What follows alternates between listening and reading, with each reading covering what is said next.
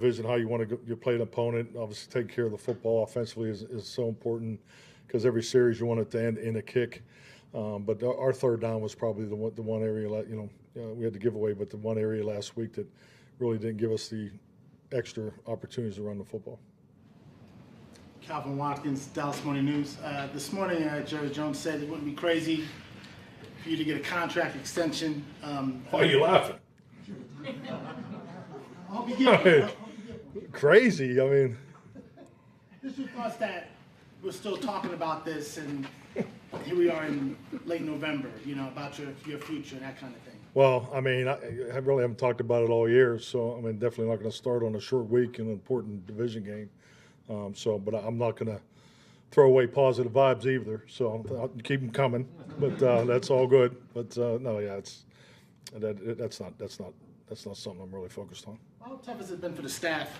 Because you've had a lot of health issues, and you've had to use a lot of young guys to kind of help out. Yeah, definitely. I mean, as a staff, this is very challenging. But as we've talked as a staff, we'll be better coaches because of this experience. I believe that. I've experienced it in the past because that's what this league's about. It's not about players getting injured. It's really when and who and the timing of it. Really getting your young guys ready to play as fast as possible. You have different levels of that each and every year. So this is really, if you're going to coach in this league, you have to be able to coach through these times. So I think all of us, I know all of us will be better for this experience.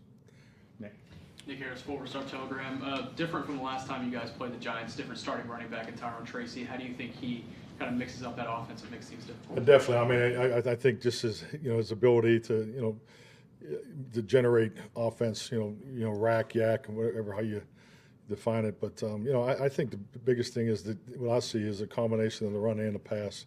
DeVito, the early question, exactly how they're going to utilize them.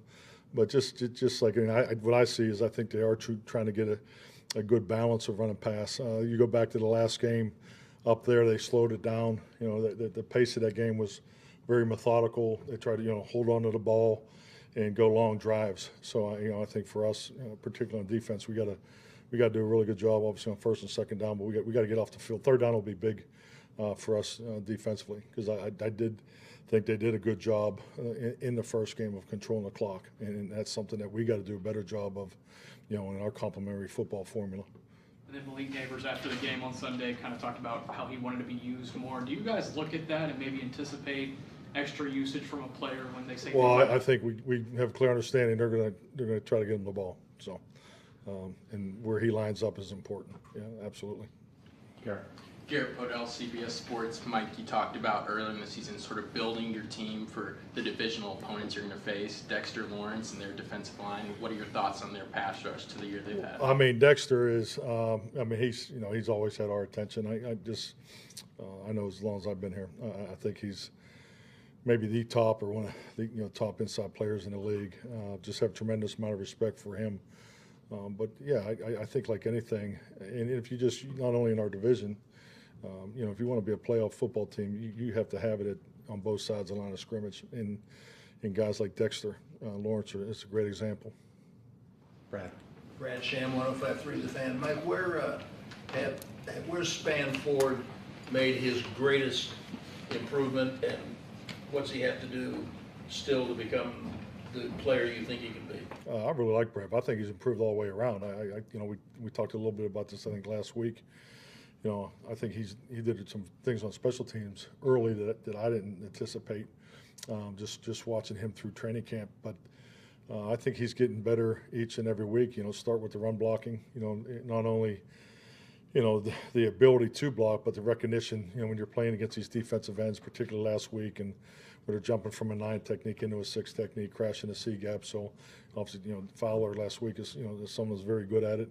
We'll see some of that this week. You got two excellent defensive ends. So the matchup of not only playing against these guys with good technique and so forth, but the recognition of what's coming and what's going on. So I think it's a great illustration. A young player they need to play. They need those live opportunities, and I just see him getting better and better each week.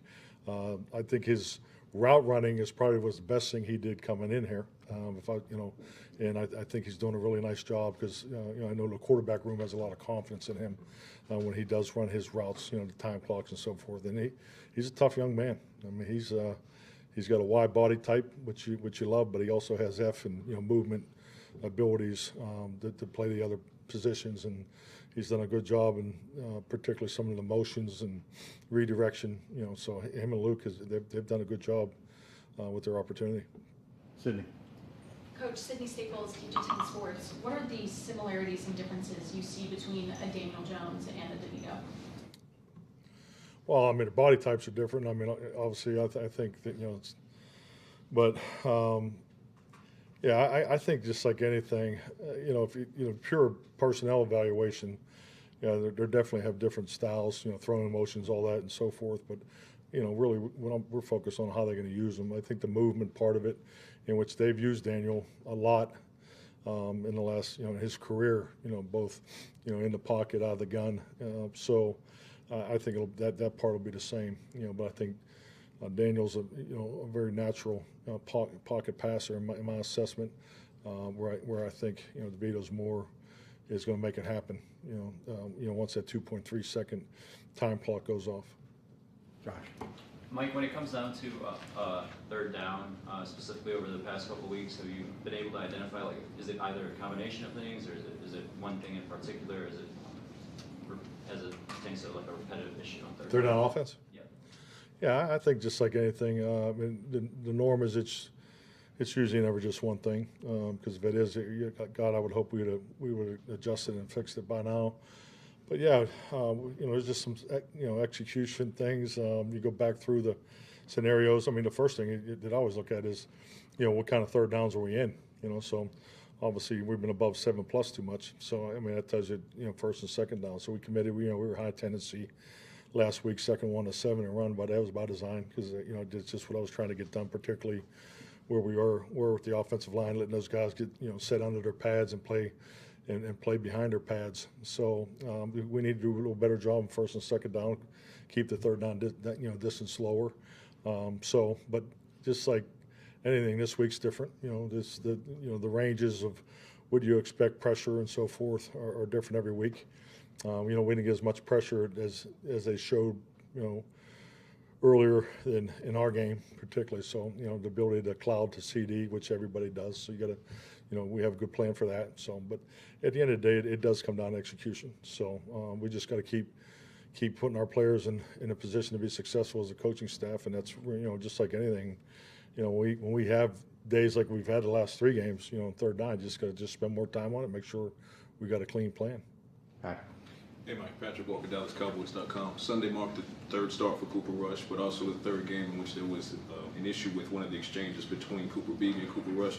Do you think that's a product of an inexperienced starting center in conjunction with a slight cadence change from your backup quarterback, or is there something that you guys have been able to identify and attack? Yeah, I mean, we've identified it. We just emphasize it again in the walkthrough. I was just at before I walked in here. So yeah, it needs to it needs to go away.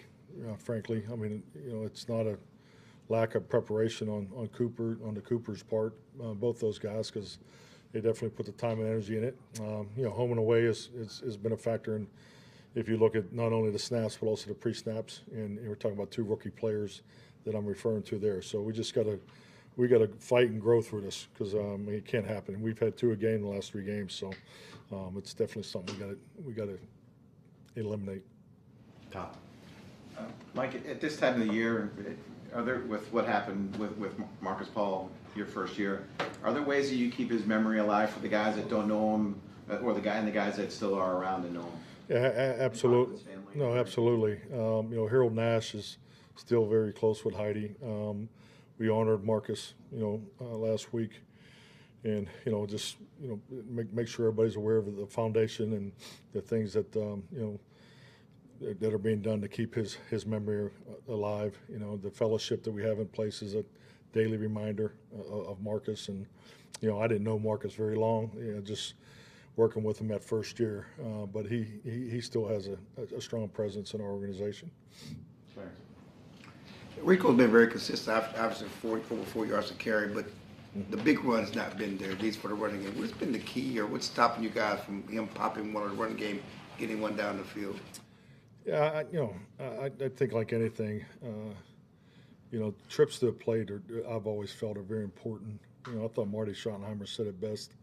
He used to talk about, the ability to run the football, 1 or 2 yards in the first quarter, 2 and 3 in the second quarter. You're probably tired of hearing this, but third, I think you got to keep banging away, and that's where those runs come. Very rarely do you come out and pop the big ones, early. So, if you do, it's usually something they did wrong, or, just the execution was just, so specific and accurate. But yeah, I just think we just got to stay after it. We got to get the attempts up. We didn't have enough attempts in the last game, and we still won the time of possession. We controlled the clock against Washington, which was a big focus of ours.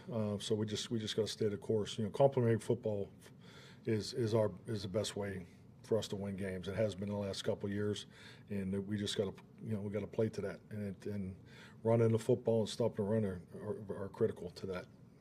All right, we're going to have to go. Thank you. Thank you. I'm sorry.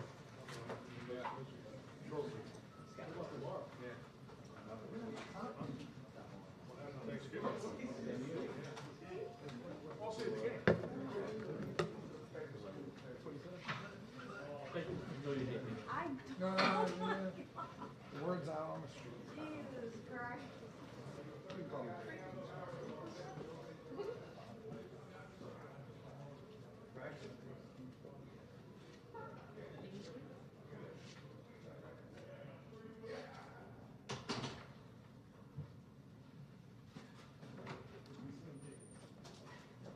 Yes. Yeah.